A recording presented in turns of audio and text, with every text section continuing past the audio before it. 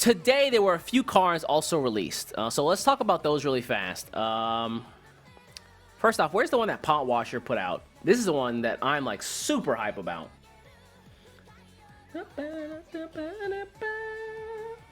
Alright, so Pot Washer released a new card as well. He usually does a card reveal for most of the stuff. Mini expansions and expansions. So this is the card that Pot Washer revealed. You guys are haters, man. I think it's pretty cool. It's called Lady of the Lance. It's a Swordcraft Gold follower. She's an officer. That's important. She's an officer.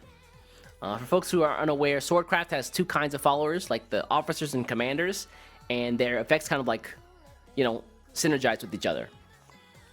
So, the effect, super simple. She has Rush, which is great. She's 3 cost, 3/2, which is nice. If you have at least 2 commander cards in your hand, gain Bane. And the following effect. The next time this follower takes damage, reduce the damage to 0. So she can basically tank a hit. And she has Bane, which is really good. Banner Sword, which is like a really like fast-paced sword deck right now. It tries to kill you like really quickly. Would benefit from having something that can just clear very easily and not die doing it. So, not bad. Additionally, for 8 cost, if you play the Enhanced 8, it gains Storm and you recover 5 play points. So you can use like this, and then you can use something else to buff it up. So if we're thinking about Banner Sword, the purpose of the deck is to get to turn 4 where you can play this banner that buffs all your followers. So then everything is buffed +1. So she would hit the board after the banner as a 4/2. And you can play her on 8 as an enhance, recover 5 play points, and use those play points to use other cards to buff her up. Which, not bad. Yeah, not bad. You could also evolve her for her to become a 5/4, which is nice. So pretty offensively based. Yeah, so she's pretty straightforward. Let's see, what do we have left then? So that's all the cards that I know about that have been released, except the ones that were released on the Japanese page not too long ago. Like, I'm talking like right before the stream started. Which are these ones right here. See if I can get these pictures to come up. Yeah, here we go, baby. Shh. All right, guys. This is going to be our secret. Don't tell nobody about this.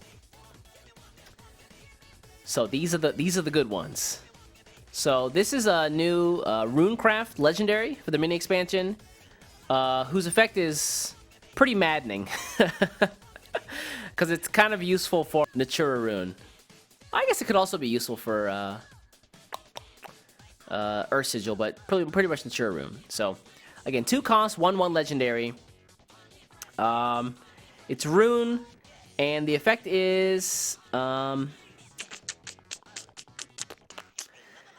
so let me see here. 自分のアミュレットをプレイしたとき, so whenever you play an amulet during this turn, in this card, I guess you play this card.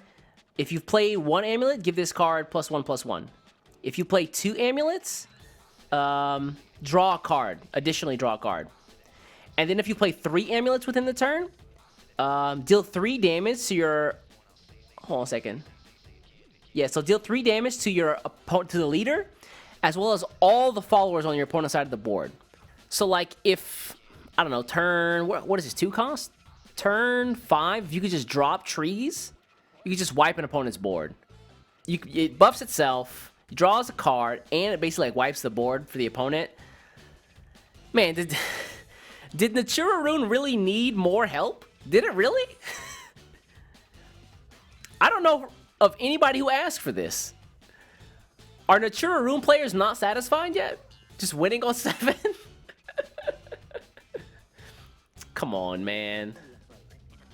So, yeah. And the fact that it's really low cost means you can get out like the early effects if you just need, if that's good for you. But like late game, it's big clears, which honestly the deck doesn't need. Between cards like Clash of Heroes, Apex Elemental, Storm Elementalist, does it really need more clear? Come on, man. Dirt Rune could possibly use this as well, yeah. So it kind of slots into both places. But I don't think we're going to see Natura Rune rotate out within the next month, so... Yeah, I don't know, man. This is... this is pretty good for the other... Basically, every non-spell boost Runecraft. So, Yeah, I don't know. I don't. I'm not very happy about this. I'll say that. It's pretty good card, I think, but I'm not happy about it. And then this is the second card that was also released today, and this is a Havencraft follower. I believe she's Natura. So yeah, you see Bishop, which means Havencraft. She's a follower, of course. 2 cost. Yeah, she's Natura. So yeah, she's a Natura follower. 2/2 on evolve. She gets full stats 4/4. And oh, glow. Yeah. So her fanfare effect is if you have an amulet. So choose an amulet and basically put another copy of it into your hand. If the amulet is a Natura Great Tree, change its cost to 0. So this slots into Natura really well. And it gives you a free tree whenever you copy the amulet. Additionally, whenever you evolve this card, it reduces the cost of an amulet in your hand by 1. This is pretty strong. Let's take a look at some of the Haven amulets very, very quickly. These are the amulets you can grab, or you could, potentially hit this on. Sneak attack is not bad either. Like, evolve, reduce sneak attack to 0 is nice. Let's see. I mean, you could also just throw it on another tree as well. So you could potentially reduce the cost of 2 trees to 0, which is great. Feather Sanctuary, I don't think that many Natura decks are going to run this card. So, yeah, 2 costs for a Regal Falcon. Meh. Really? You think so? Feather Sanctuary? I don't know.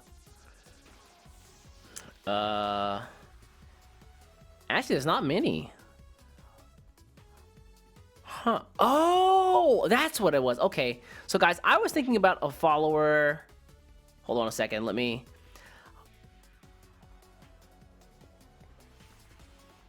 I don't think it touches Crystallize. Yeah, my first thought was, how can I put this on an Iridescent Sphinx? Because that would be bonkers. That would actually be bonkers. But the amulet so you could also like copy the amulet from Iridescent Sphinx whenever you play it from Crystallize, and then put that in your hand and then reduce the cost. So you can basically like play one Iridescent Sphinx out, play her, evolve, get it into your hand, and then reduce the cost, which is pretty damn good. So yeah, I guess there is some synergy here. So yeah, there's a little something for everybody, I suppose. But yeah, like this is really good for Natura. I'm really interested to see if that deck makes a comeback in any form or fashion. Considering that the Machina version of Havencraft is pretty strong right now, I'd love to see Natura come back. There's a leader skin. Hold on a second. There's a leader skin.